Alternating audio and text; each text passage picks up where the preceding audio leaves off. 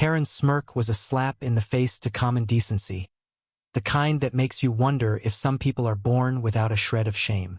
In a dusty parking lot outside Dr. Ellis's vet clinic, a single air freshener sparked a firestorm that would burn through the town's gossip mill and explode online.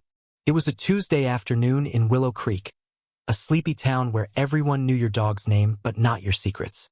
Dr. Michael Ellis, the town's beloved veterinarian, was known for his gentle hands and a beat-up Ford truck that always smelled like pine, thanks to a cheap air freshener dangling from the rearview mirror. That little tree-shaped scent was his pride, a quirky gift from his late wife, Sarah, who'd laughed when she hung it there, saying, "This truck stench is a crime, Mike." He'd kept it there for 3 years, a quiet tribute to her memory. Enter Karen Whitaker, a 48-year-old real estate agent with a bleach-blonde bob and a reputation for demanding the manager at every coffee shop within a 50-mile radius. Karen had a knack for turning minor inconveniences into full-blown crusades.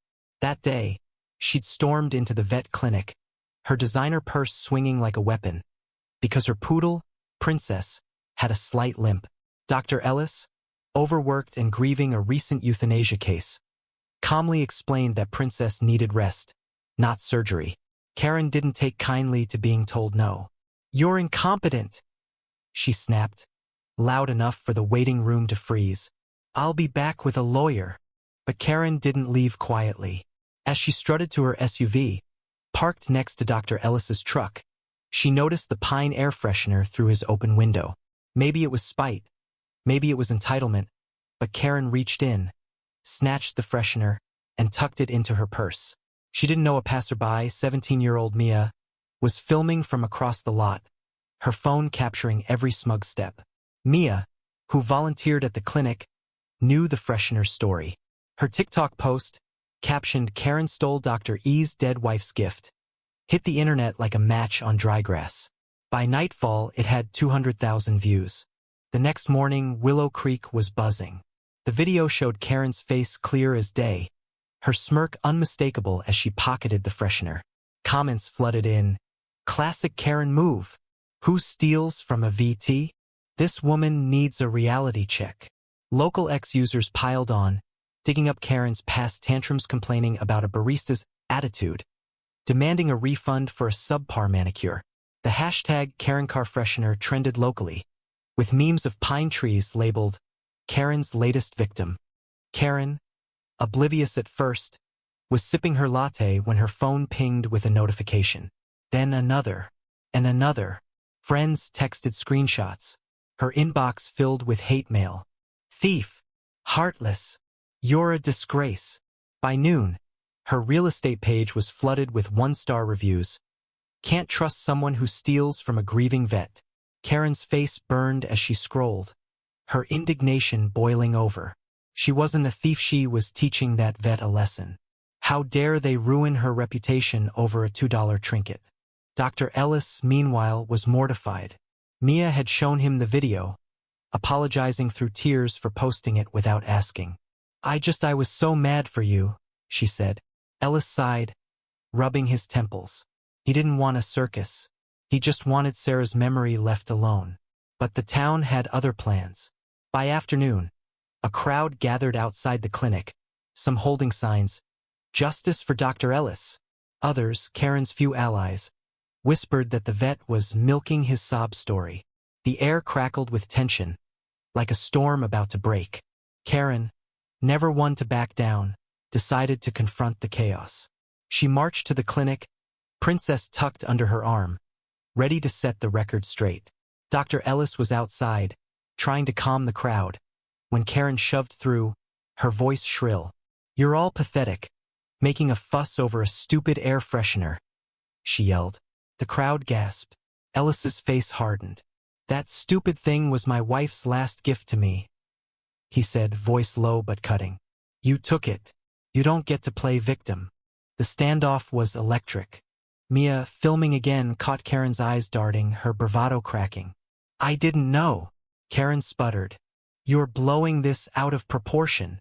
But the crowd wasn't buying it. A woman shouted, "You knew it was his truck." Another yelled, "Apologize." Karen, cornered, doubled down. I'm the victim here. You're cyberbullying me? She shrieked, waving her phone like evidence. The irony wasn't lost on anyone. Karen, the queen of complaints, now crying foul over consequences. The confrontation peaked when Mia, trembling but bold, stepped forward. You didn't just steal, Ms. Whitaker. You disrespected someone's grief. Why can't you just say sorry? The crowd roared in agreement, phones raised, live streaming the showdown. Karen's face twisted, part fury, part panic. She stormed off, nearly tripping over Princess's leash, as boos followed her to her SUV. The video went viral, racking up millions of views. National news picked it up. Karen steals vet's sentimental air freshener, sparks outrage. Karen's real estate business tanked. Clients canceled appointments. Her signs were defaced with pine tree stickers. She posted a tearful apology video, claiming she didn't know the freshener's significance. But the internet wasn't forgiving. Too late, Karen. The comments read, own your mess. Dr. Ellis, though vindicated, felt hollow. The freshener was gone, likely tossed in Karen's trash. He didn't want her life ruined, just wanted people to care about each other. He posted a quiet statement on X. Let's move on. Kindness matters more than anger. The town rallied, leaving new air fresheners at his clinic door, each with handwritten notes. You're enough. Sarah would be proud. But the story didn't end there. Karen, humiliated, left Willow Creek a month later, her SUV packed with boxes. Rumor had it she moved to a city where no one knew her name or her hashtag. The town tried to heal, but the divide lingered. Some saw Karen as a villain who got what she deserved. Others thought the online mob went too far. Dr. Ellis kept working, his truck now bare of any freshener, a silent reminder of what he'd lost, not just Sarah's gift, but a piece of the town's unity. The internet moved on to the next scandal, but Willow Creek didn't forget. The clinic's waiting room became a place for debates. Was Karen a monster, or a product of a world that rewards outrage? Was the town's reaction justice, or a witch hunt? Mia, now a local hero, started a blog about empathy, hoping to channel the chaos into something good. Dr. Ellis, though, just kept tending to animals, his hands steady but his heart heavy. He'd lost more than an air freshener'd lost faith that people could disagree without destroying each other. In the end, the pine-scented scandal wasn't about a car freshener. It was about grief, entitlement, and the thin line between accountability and cruelty. Karen's downfall was a spectacle, but it left a bitter aftertaste, like a cheap fragrance that lingers too long. What do you think was the town's outrage justice for a heartless act? Or did the internet's wrath go too far? Share your thoughts.